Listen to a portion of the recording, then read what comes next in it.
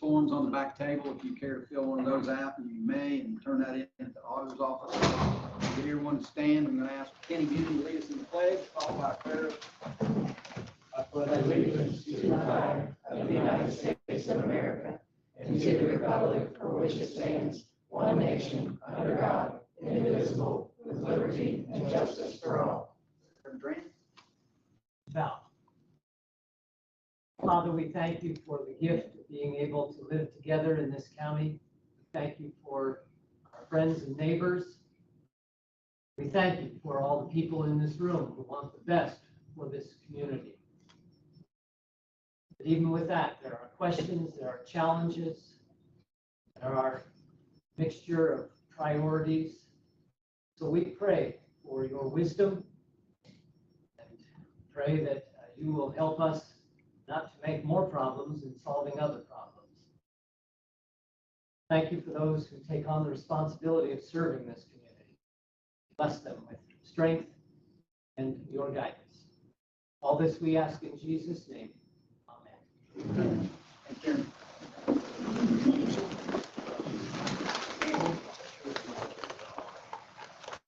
Okay, the minutes. You guys look those over, see anything? I didn't have anything. I looked at them and I didn't have anything that needed to be addressed or amended. I moved to approve. Oh, second. No. Claims. I didn't have anything. I didn't see anything on claims either. But I'll make the motion to approve. I'll second. We have another claim. It's not on those claims. It's the final payment for the installation of the wheelchair lifts, stair lifts, I guess. So $16,497.50 left on that. It's got a 10-day net on it. I think Janet just got this yesterday or today. Last week. It needs to be paid right away, so I want to get that approved. Make the motion to approve it. I second.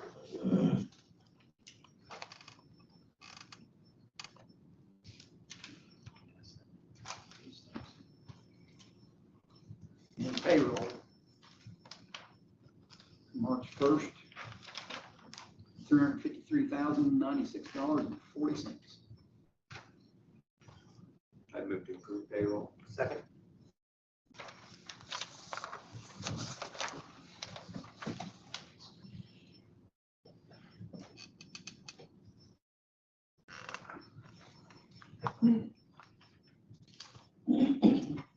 Mr. Todd out from Iowa. Good morning, gentlemen. Good afternoon, gentlemen. That's the county, we've been out mowing, we've been patching. Continue to work on gravel roads, grading them, and spreading stone as needed. We're still finalizing and finishing over at the highway department, trying to get things set up, ready, so we can move on to construction season, which is coming soon. Been doing a lot of cross training at the highway department as well. We just got through, I think it was our second payroll with Plow and AOD. That system seems to be working very well. I know it's going to help out Christie quite a bit at the auditor's office. I think Tim and I are still going through some growing pains with that, but I think the system is going to be very good. Still continue to interview. I had a new hire start today. Trying to implement new hiring procedure for the county highway. Get the badge, get them in Lao, get everything accomplished all in one day. So that went semi-smooth today. Other than that, Westport, I talked with Kim about Westport drainage. Nobody has reached out to us about that. Yeah, I didn't reach out to her either, so I've got to put that back on my list. Okay. But I know Tim had been talked a few years back, but nobody has reached out to us on that. Other than that, just kind of waiting this rain's going to damper, but getting out there and getting anything done as far as digging and moving and just doing what we need to do to kind of keep things maintained, signs and patching and things of that nature. You gentlemen have anything for me? One of the few meetings I don't have anything for you, Todd. Thank you. Me neither. Thank you. You're welcome. And I was supposed to mention something, but I can't remember what. Getting old's all about. Thanks, Todd. Yeah. Kenny? Good evening, gentlemen. Since our last meeting, I had 48 building inspections, 13 new building permits and plan reviews. I had 1 permit renewal. I received a call from a property owner on 1000 South. He said he had some family medical situation to take care of, and then he will start cleaning up the lumber and scrap material on his property, also repair animal pens to be sold. He will call me in a couple of weeks, then when all is cleaned up, for me to do an inspection. I revisited the Smith property on 850 South. I did clean up the axle and debris on the east side of the GMC trucks. There's a trailer full of scrap metal and loaded and scrapped, like they're gonna take it to recycle possibly, or scrapyard.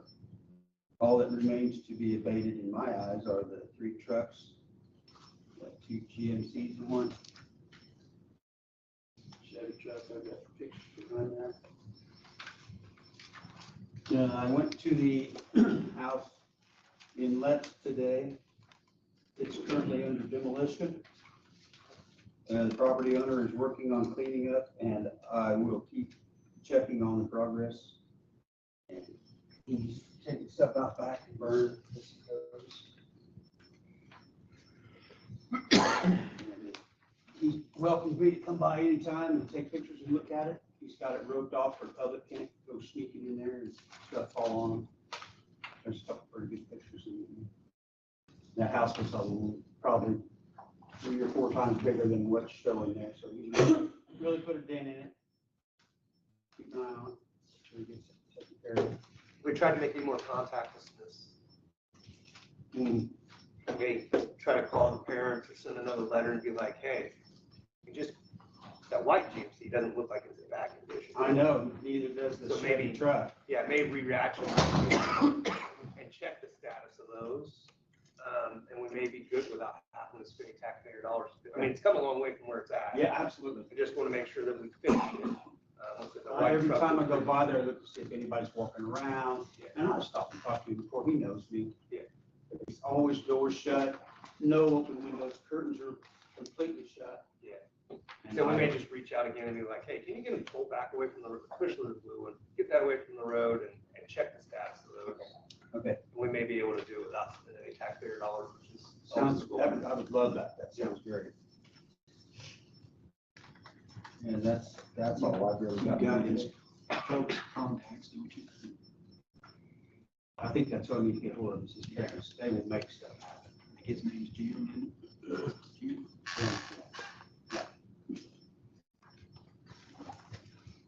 And that's all I've really got. I know I need to get started on some other stuff, it's just, the day runs out so fast. You guys have anything else? No, those are some good updates. We're at least moving in the right direction with some of these properties. Thanks, Kenny. Oh, just real quick, while we're on the subject, I talked to Chad, Kenny a little bit about maybe amending that ordinance, just something to put in your guys' head, and creating a fine schedule that goes with it versus going straight to abatement on everything. Maybe add a step through that process so that we're not going straight to the courts and spending money to clean those up. There may be a warning, a letter, a warning, and then potentially some fines associated with that is kind of what I'm thinking, maybe adjust in that ordinance so that we can feel like mowing yards and stuff like that. They don't go straight to this side or the other. Maybe a $50 fine, and then if it doesn't clean up in 90 days, another fine or something. So kind of thinking maybe push that direction versus going to the council and asking for $200,000. See if they actually have it. So just something I put some feelers out, talk to Kenny and Chad both about seeing where that's at and whether we already have it in the ordinances and we just need to enforce it, or whether it's something that needs to be added or changed. I'll look through the ordinance, because I know there's a fine schedule in there, but I don't know if it's related To to that chapter. 92 and 150. Yeah, and that's what Jack That's talked what about too, is whether it's already there and we just need to enforce it or what the process is. Or do some amendments so that it is attached to those two. And would it run with the land as well? Yeah. Okay, cool. Yeah. Thanks, Senator. Before you start on this, I laid in front of you, our annual GL report, and then our annual department report for a little light reading. I'm sure you'll find it very entertaining, just for your review. My request tonight is to close County Road 250 West between Base Road and 240 Northwest for our annual emergency vehicle operations training. Again, this is training that's mandated by the state of Indiana, the Law Enforcement Training Board, so we have to do it. We're trying to save money by going to the academy and use their track. So it costs us about $9,000 to figure overtime if everybody's to drive to the academy. So we're saving about $6,000 in overtime right here. And if we use this stretch of highway as well, our local marshals can use at the same time. Decatur County EMS, Let's EMS, if they choose to use it, would be available for them as well. So again, I'm just asking to, oh, and there's also scenario-based training that again is mandated by the state that we have to do like stop sticks. So we're going to incorporate all this into one big training. So again, I'm just asking for permission to close that road between May 30th and June 10th. I know I probably asked you the same exact question last year. Why this stretch of road and not something like the Honda parking lot or anything like that? The Honda parking lot's private property, obviously. I don't think they want us on there. This stretch of road is just really conducive. There's no big ditches on the side, so if we do have an accident, we're not going to cause serious damage to any vehicles. It's conducive because of the curves in the road. It's a good stretch to use. And just describe, I guess, a little bit more about what specifically the EVOT training is that you're talking about. It is some speed, braking, going through cones. Again, it's just emergency vehicle operations. If you're being in a pursuit type of situation, training in that scenario. And it's something your deputies have to have. Again, it is mandated by the state law enforcement training board, yes. And what was the time frame for the closure? May 30th through June 10th. Be closed at night also, I mean, you're. Yeah, so it's we'll be doing some 24 night guards hours as for- well, yes. And that was what I was gonna ask. We kind of talked, and you said you're doing night training and day training, which is, in my 10 years on the sheriff's department, something we weren't really able to. You went up during the day, Right. but you Yeah. wasn't a lot of night stuff. You weren't deploying stop sticks at night, you were driving night, so it's better training than what we had when we were doing it, because we were doing it at the academy and we were restricted to their times, Right. and then trying to figure out how to pay for it all. And again, we lose 2.5 hours drive time going to the academy. And again, you said 3 or 4 different agencies have been coming up and participating in the past. Yeah, again, St. Paul Marshall, Westport Marshall, Newport Marshall's involved. And again, Decatur County EMS and Let's EMS is expressed an interest in it as well. Yeah, I think I got an email from Let's EMS supporting it, and the fact that they would love to be able to utilize that for their guys and their training too. Hopefully all of our departments are be able to do it, utilize the full 11 days. I think it's a good thing to be able to do more extensive training and also to be able to save that amount of money by doing it here locally. Well, one of the most dangerous things for a police officer is getting to the accident. So if we can do more training than what I traditionally did when I was on, which was like an hour a year or 2, if we're doing more than that, that's good. So Well, Lieutenant Goodfellow has spoken to the neighbors out there, and there's been no real pushback on it. Like last week, advertise it, WTRE, get it in the paper well in advance, so everybody. And I apologize, we got it on Facebook, we got the cart before the horse on that. That's my fault, I apologize, we just got in a hurry. That's all. Yeah. well, I make a motion to approve the road closure. I'd second that. And I'll concur. Thank you very much. Thank you, sir. Thanks.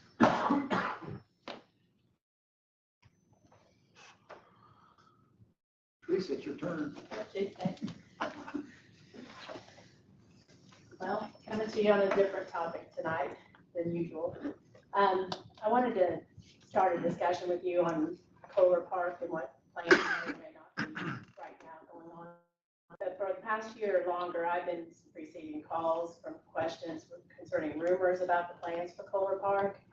I always told them I didn't know anything, I didn't hear anything, hadn't been involved in any discussions about it, and, but I know that over the past many years, there's been talks / rumors about relocating the horse arena, barns, whatever, but nothing ever came of it. So I know the lease is now expired in 2020, 25-year lease. And I wasn't able to really find anything where it was renewed. I don't know that it ever did. So I know that that's expired. But I've attended a couple of meetings and spoken with each of you personally by email and in person, and a couple of council members. And I'm here tonight to ask that Kohler Park be left as it is now, and another site for the equine facility possibly be selected. And to speak on the behalf of that, contrary to what most people think and what I've said many times before, Kohler Park is used on a seasonal basis, which we all know most of our parks are, from April to October. And on average, right now, in the past couple, 2 or 3 years, the co-ed summer league has averaged about 14 teams this season. They play on Mondays and Fridays from May to August, and then they go right into a fall league that runs from August through October. They also continue to play on Mondays and Fridays, and that may be an average of 10 teams participating. So that calculates just on an average number of players that they might have per team, but at least 225 players out there in the summer league, and at least 160 playing in the fall league. In addition to co-ed adult softball, the Special Olympics utilizes the facility, and they start the first week of June and go all the way through the first week of September, depending on their tournament outcome. They play on Wednesday nights for 2 hours, and on Saturday mornings, they play from 8 to 12. And they actually utilize both fields that we have, even though the back diamond at Kohler is not in the optimal shape. But in addition to these 2 organized activities, the fields are used on other nights for league team practices, travel teams practice there. I work in cooperation with the schools when I can and allow school practices up there. And then companies such as Honda and a couple of others, they plan company get-togethers out there where they play ball for 3 or 4 hours. And finally, with the focus on drawing more tournaments back to the youth sports complex, which is the goal of the council of commissioners and the Parks Department, we need that additional diamond that's there to accommodate Bay Bridge teams. We only have one diamond, at the youth sports complex that is large enough for that age bracket. In the past, that diamond has always been used for overflow numbers and other games whenever another diamond's been used. So those are all things that I've said over and over at the 2 or 3 meetings that I've been included in. And I know you probably get tired of hearing me, so tonight I actually asked representatives from the Adult Co-ed League, which is Joe Million and Todd Kaplinger, as well as Randy Malone from Special Olympics, to join me tonight to maybe share what the impact of losing Kohler Park what kind of impact would have on each of those organizations, and or to answer any questions you might have. I just feel like it's important that they get a chance to voice what that facility means to them as well, because they are, obviously I no longer play out there, but, I've spent a lot of my time out there as well with my husband and whatever, and I played softball as well. So I know how important softball was to me when I was playing, and just because I'm no longer playing, it's my position to advocate for these people that do want to play. So they are here tonight. I welcome them. If Joe or Todd, if you want to say anything, you are more than welcome to, or Randy as well. Or you are welcome to ask them some questions that you may or may not have about Kohler Park and how it's actually used. Thank you for your time. I want to give them an opportunity. If you guys want to speak, you're more than welcome to. If you want to ask questions, they won't buy. I'm Joe Million. I've actually been playing softball up there since I was 16, so this will be like my 30th year playing. So it's gotten to the point where we're getting more and more teams, almost to the point where I'd like to put some more time and effort into the other field to try to get more people out there involved. The age differences between the kids out there, I've got a lot of people out there my age, I've got people that are older than me, as well as the younger generation.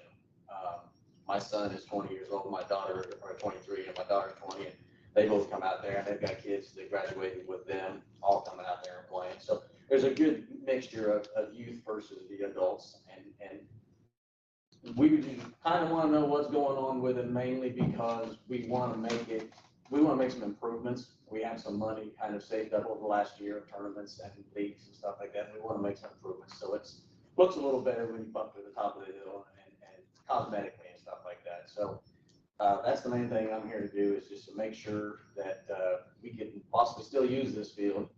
It's up there, kind of out of sight, out of mind, and we haven't had any problems or any troubles with anything over the, like I said, I ran the league for myself for a dozen years, and me and Todd have been running it together for about the last 3 or 4, and like I said, we've got nothing but good things to say about the people who are up there. We've got folks coming from Columbus and Rushville and Osgood and everywhere coming up there to play, so they really enjoy it. And like I said, I'd like to try to get some improvements done on the field, so I'm just looking for the information on what's going on.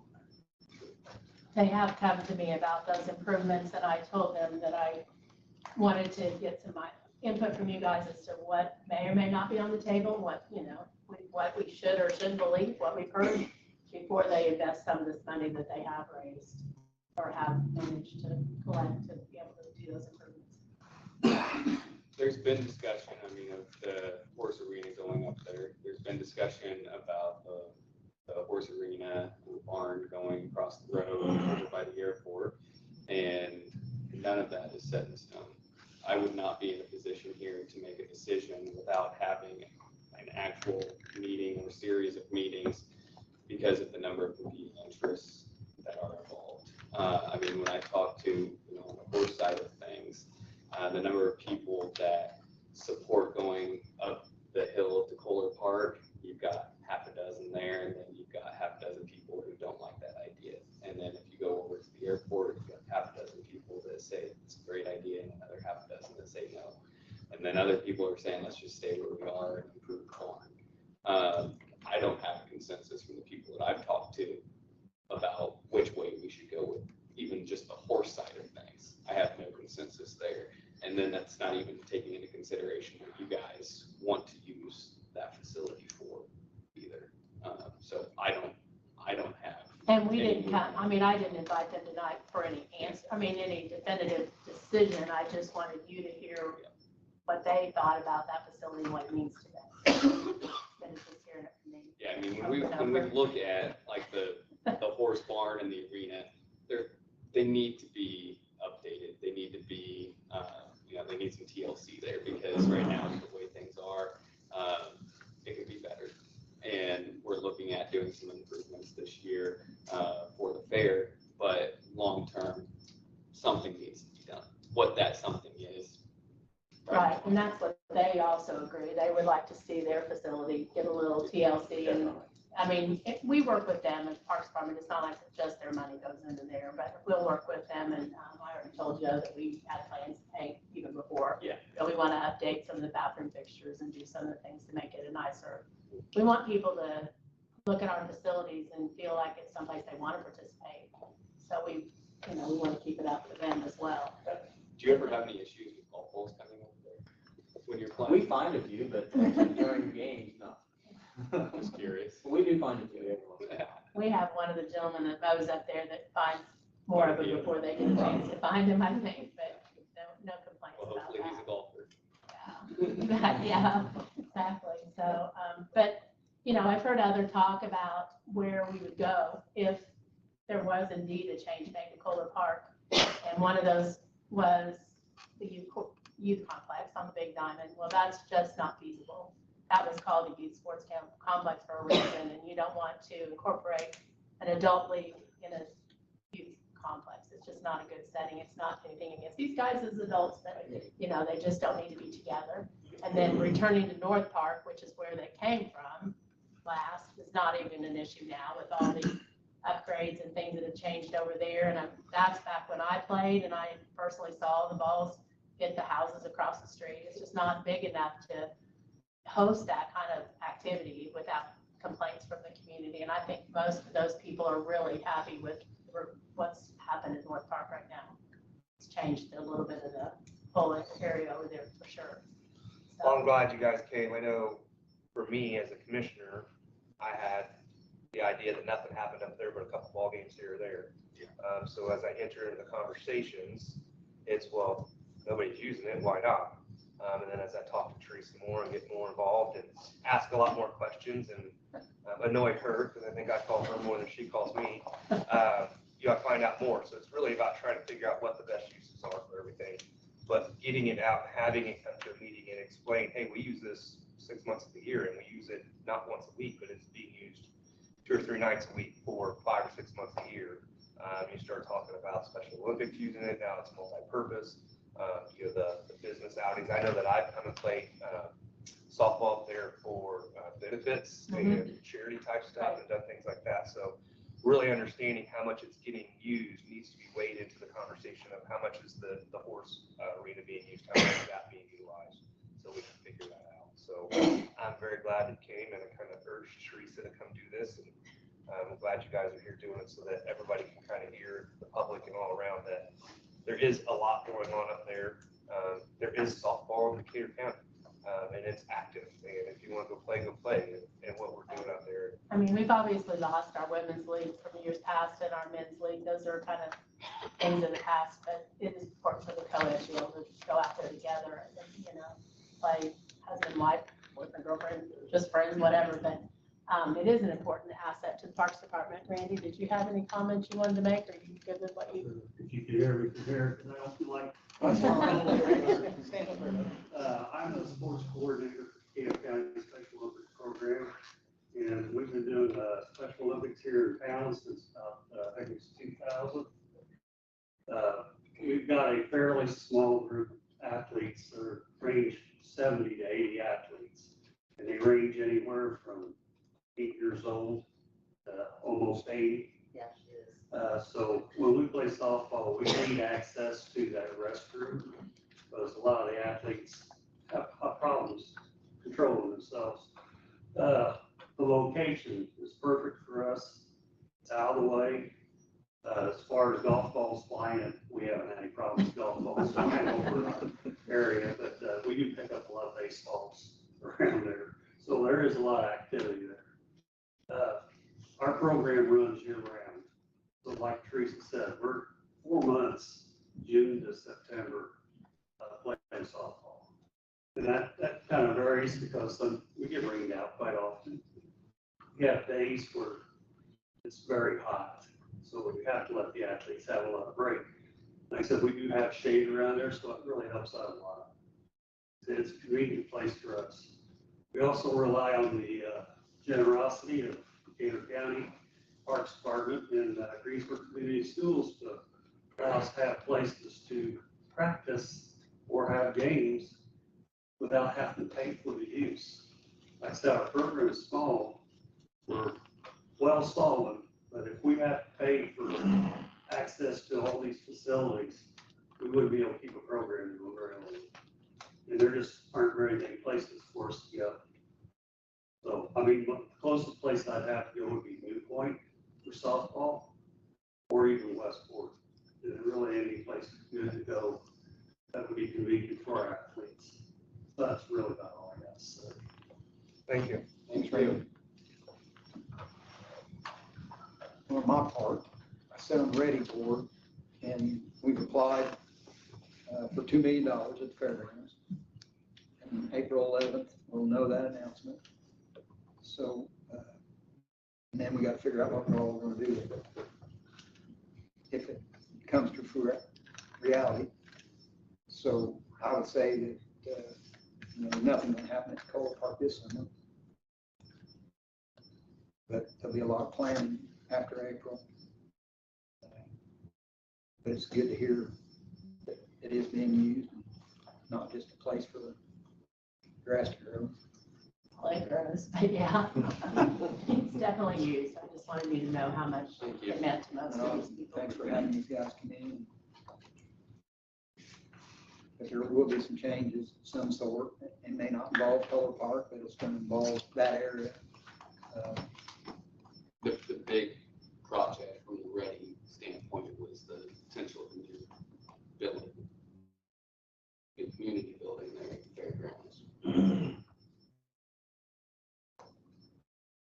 grandstand bleachers. And Thank We you. want to do something with the horse barn.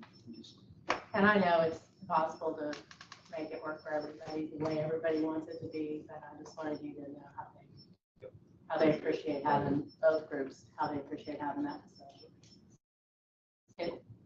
Can Connie say something? She also plays here. So, yeah, I have a little bit different perspective as far as growing up there and having kids come up through athletics and Greensburg and stuff.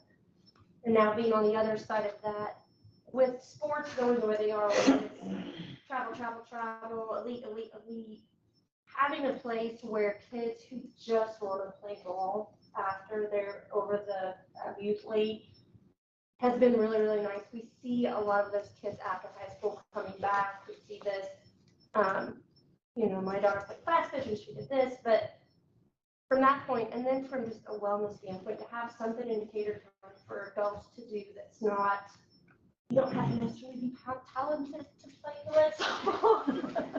We are one of the cheaper leagues around, and when you start going out, and these guys definitely do a lot more traveling around, the level of balls that I hit, the level of bats that are hit, the safety for even just somebody like me who's played since I was 8 on the field, you just don't get that. Like, it's scary to go to Shelbyville and play. It's scary. Like, I don't play in those. So I feel like just having, I hate to use the term Friday Night Bush League, but that is literally what this is. Kids are on the field, we're teaching kids in between any bases and stuff. And the importance of having that type of mentality for athletics and just physical fitness in this county. We need that, a place for kids to go and stuff. And with, I also incorporated with Champions Together at school a little bit. As you see, Decatur County really embraced that inclusion and having an avenue for kids to stay active.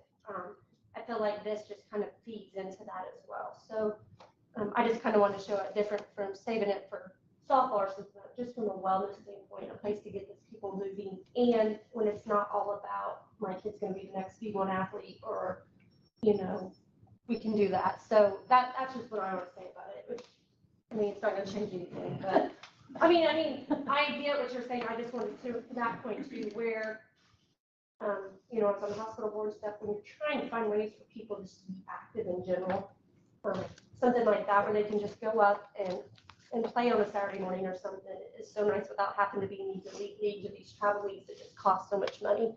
And the other leagues around that, they are really just for, it's scary.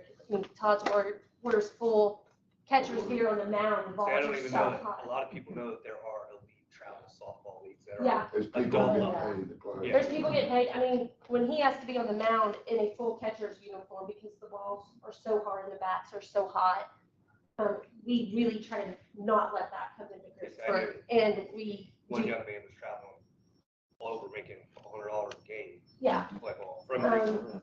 And just to try to keep that where this truly is a community softball area. So that's all I had. Thank you. Thank you. Allison? Hi, Hey. I'd like to just talk for a second, if that's okay.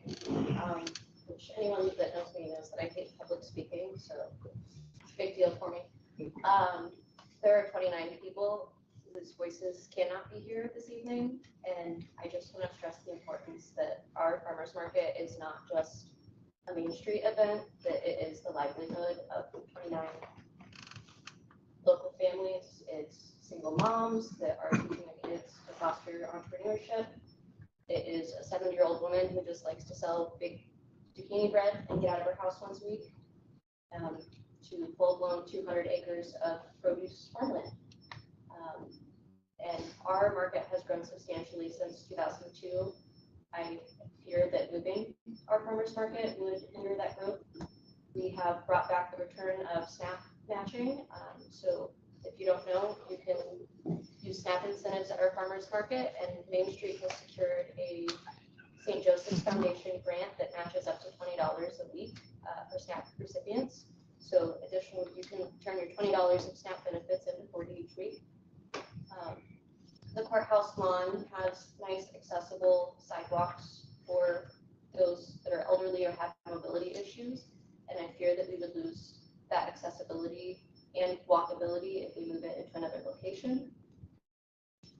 once you take our farmer's market out of our Main Street district, which stretches from Ireland to Lincoln and Railroad to Fourth, sorry, it's no longer a Main Street thing, and it makes it sticky for Main Street to be running it. And then I fear that we hand it over to another organization and lose even more progress with those vendors. So with that being said, I don't want to hinder the progress of this market. It took me 24 weeks to build trust last year with these vendors who are very serious about this market, and for a good reason. When I first started as the market master, they were very serious about things. I wasn't greeted with the warmest welcome, and it took me some time, and I understood why, because it means everything to them. Now it means everything to me. What specific location are you looking for then on or around the courthouse? South parking lot. And that's it? And you think that's enough room? I am certain that is enough room. Additionally, How will your vendors get their vehicles so in and out? the west entrance, we would like to close off the west entrance, which is a one-way, and allow our vendors to enter from that end. We'll have a volunteer allow them to come in. The far east entrance will be left as a turnaround for, we have a gentleman that has a 30-foot setup with a gooseneck. We'll leave all of the west end empty until he's settled in, and then let everyone else set up after him. He's usually pretty early, so I don't see an issue with that. Additionally, we have anticipated the Franklin Street closure to impact our market and have secured a $2,500 grant from Duke Energy to cover the registration for all of our vendors this year. Now, during COVID, correct me if I'm wrong, you guys were out of the fairgrounds, is that correct? Yes, and so I also brought with me, because I was not around with Main Street through COVID, I brought Amber Coyne, who was involved with Main Street at the time, and can speak on how it impacted our farmers market. I'd like to hear a little bit about how the change Sure. and you changing location and affected.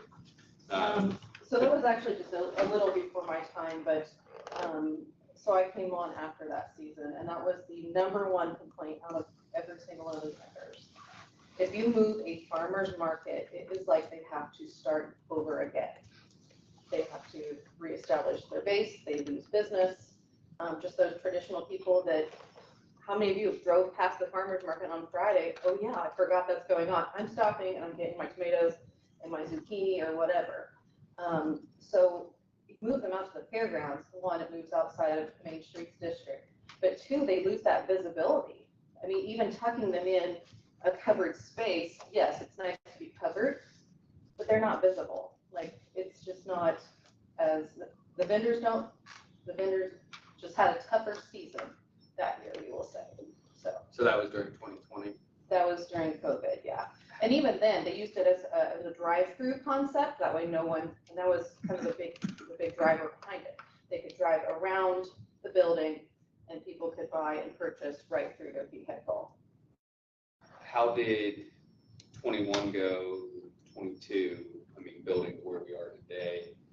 Was it instantaneous when it came back downtown here? It really was. So I was market master in 21. So I got to, spend a lot of time with those vendors. And then, like I said, that is the one thing that they said to me. We really came off of a bad year. We grew the market in 21. We brought back the SNAP match in 21. That is a huge program. It kind of helps with those lower income families so they can get nutritious vegetables and fruits. That's all that they can buy with those SNAP dollars. So, it really is beneficial. And it's, the whole Main Street, our whole goal is to drive foot traffic and business to our downtown merchants. That's why we're here, to grow and rehabilitate our downtown. And so just having the market there and having that presence down there, people don't just come and stop at the market. They may decide to go to Pickers, or they may decide to go to Magnolia, or go have a coffee. So it's not just about the market being downtown, it's about what we are doing with that market to help contribute to all of downtown.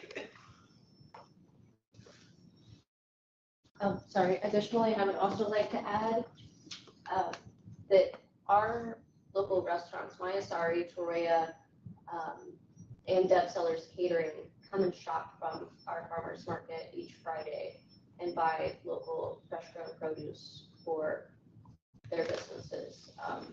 There is a lot of mutual benefits of our farmers market being right here in the heart of downtown. My concern is, where are your vendors, I mean, your customers gonna have a place to park, because we're gonna lose half of the square parking with that, and the county lot over here will be county employees full, because they'll lose their places to park here on the square, so,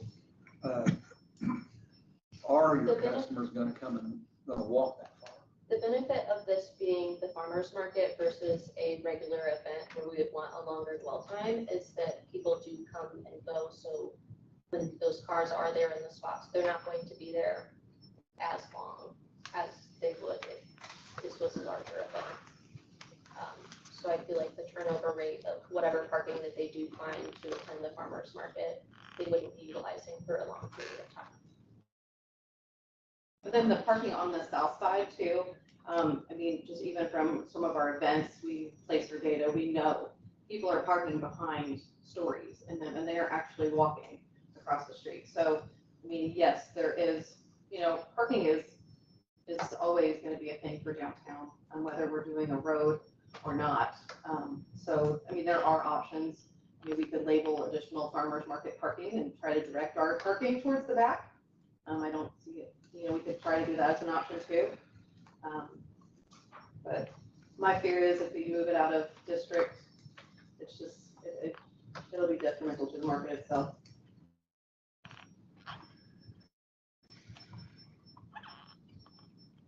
Had anyone considered, I know that Reverend Red was in here and offered the Baptist church's parking for the farmers market. I don't know if you had considered that, or.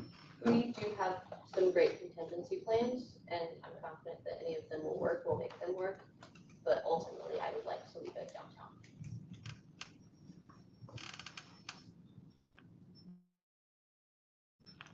These are our residents that are producing these produce and beef, and,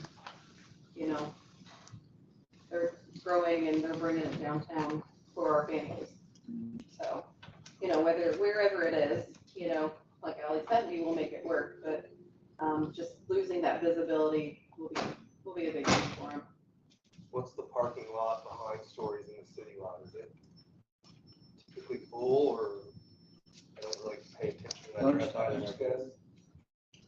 It also depends on time of day. Lunchtime, it's always full back there. I mean, generally.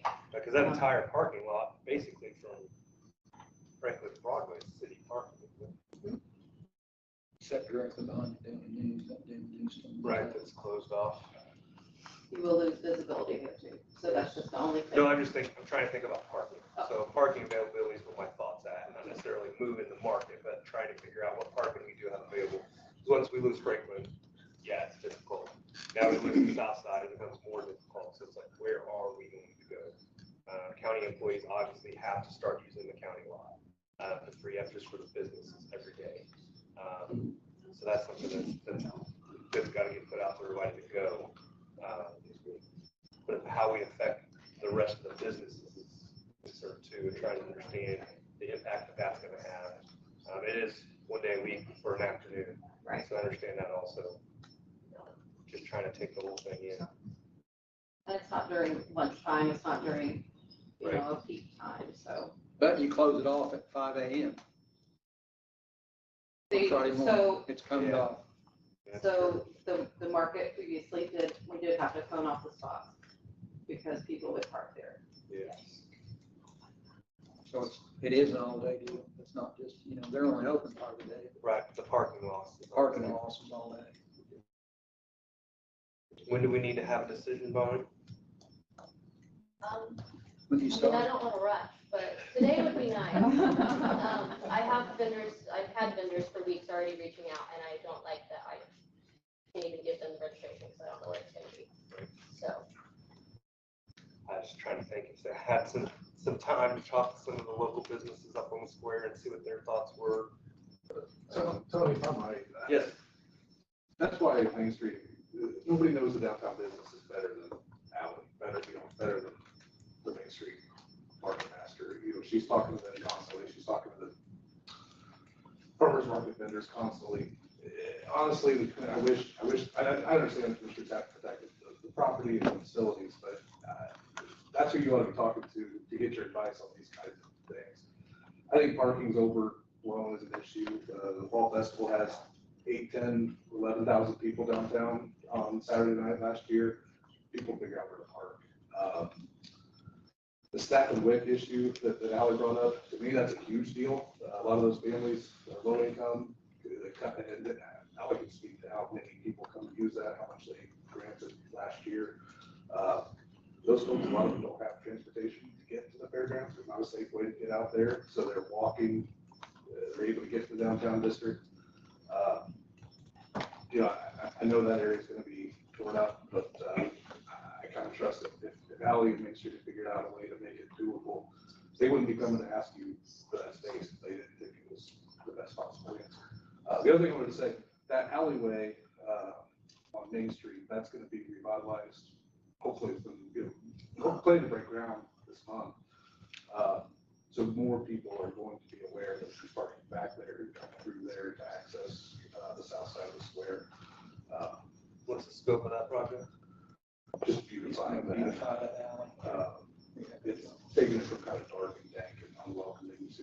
Well, I'm just trying to think if that's down too. Now, everybody's gonna walk in. It'll just be in that alleyway. And I don't know how long it will take, but I would think if they break ground the next couple weeks. It won't start till Franklin Street starts. We have both of them. You're working with Brad shooting on that alleyway, okay?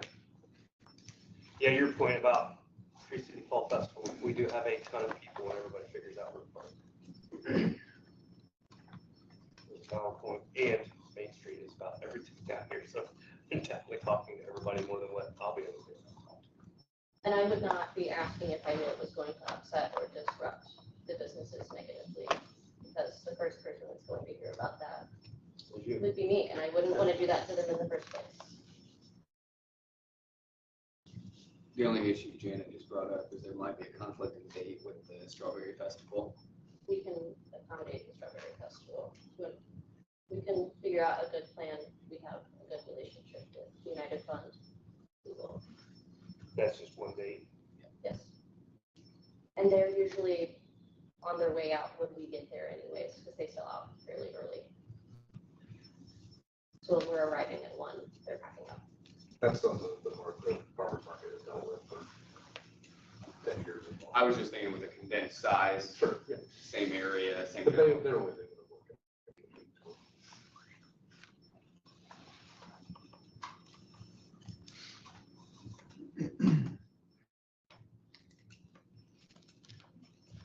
After talking with Ally, she and I talked 2 weeks ago,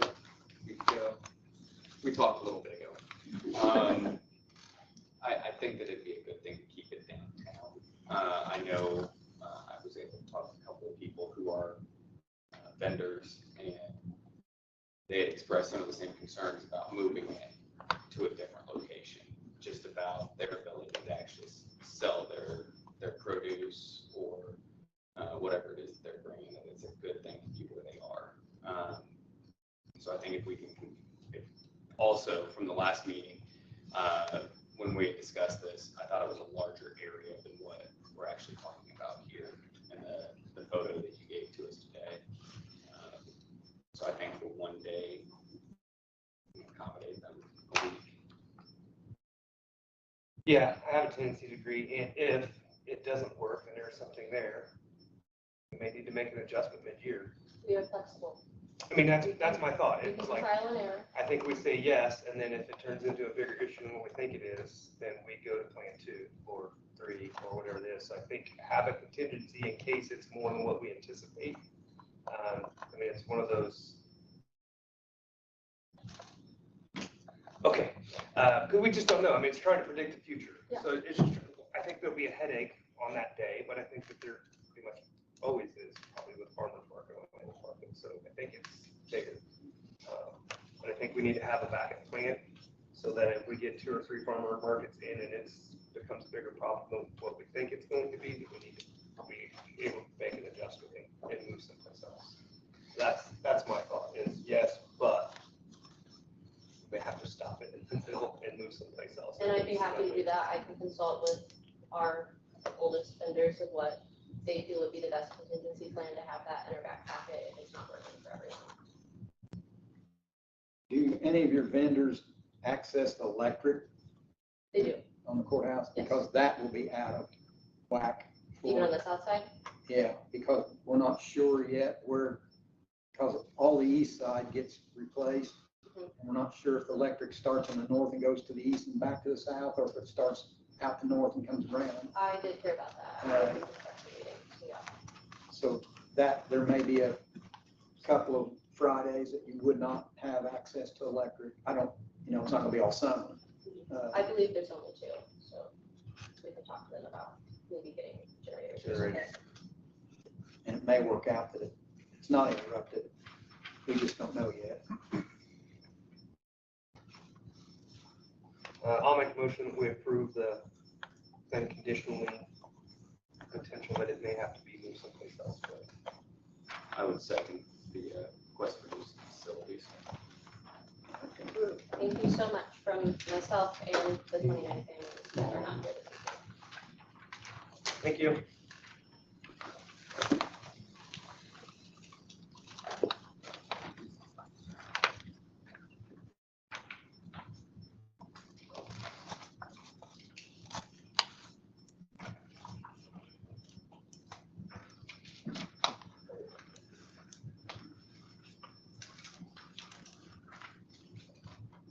I don't know if you turn, Allison, you turn your insurance in, because it wasn't with this request, your insurance form.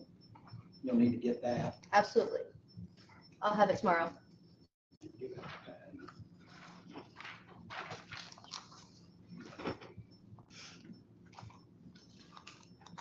You want to do your thing last, correct?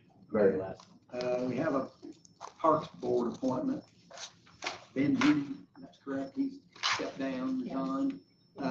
Scott Richards has contacted him, he called me back, and he'd be happy to do that. He's an insurance guy here in town, lives down west.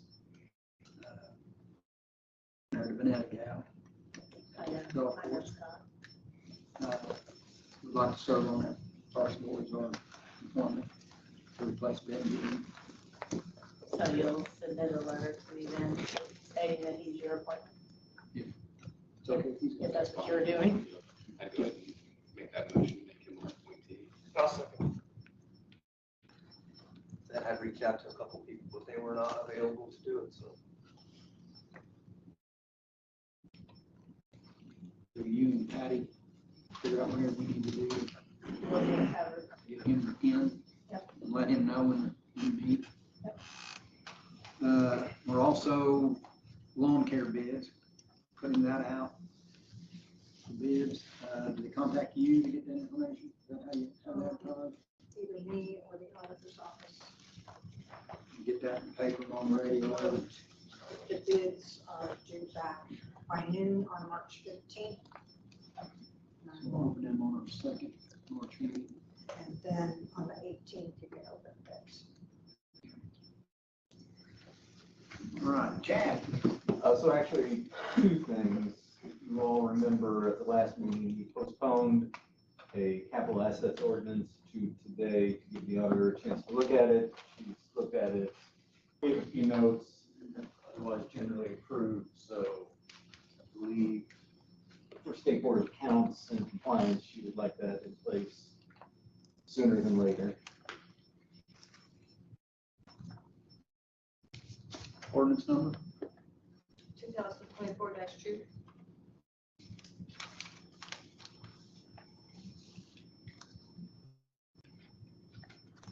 Chad says it's okay, I guess I'm okay with it. I'd move to approve. I'll second. And I would concur.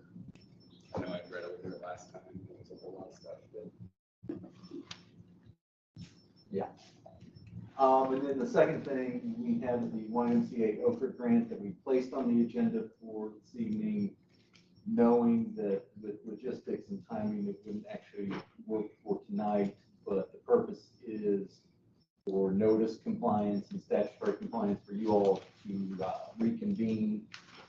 For those keeping score at home, 5-14-1.5-5A allows you guys to notice the meeting as we sit here tonight and recess today's meeting to reconvene for Wednesday, March 6th at 1 p.m.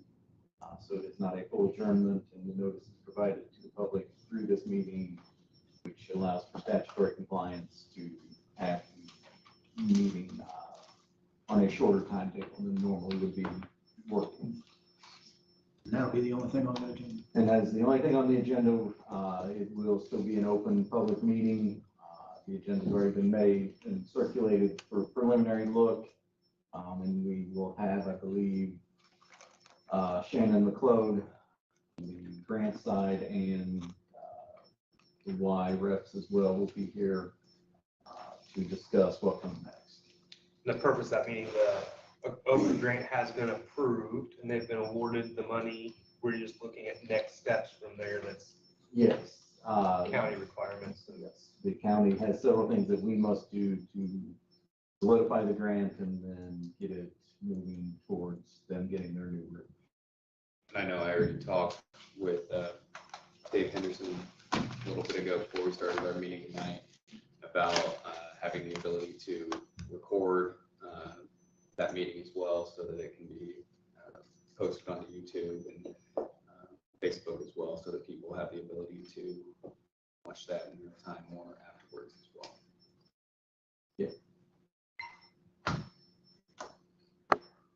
So meeting suspended. Any other business? Can I just add to that on behalf of the YMCA? I just want to say thank you guys so much. This is just huge for us. Appreciate you guys supporting it and being the fiscal agent for that grant. Again, it's huge. If we didn't receive this funding, it would put us in some definite financial stress. So again, I just want the public to say thank you guys very much for this. We're excited. We're glad it worked out for you, Yeah. that's for sure. Thank you. No other business, will motion be recessed on the floor here. So moved and seconded. Yes, We're I guess I have a recessed. second. Yeah. Suspended, recessed, I think Tony moved. not adjourned. I did it early. Not adjourned. Table it. We're recessed. Well,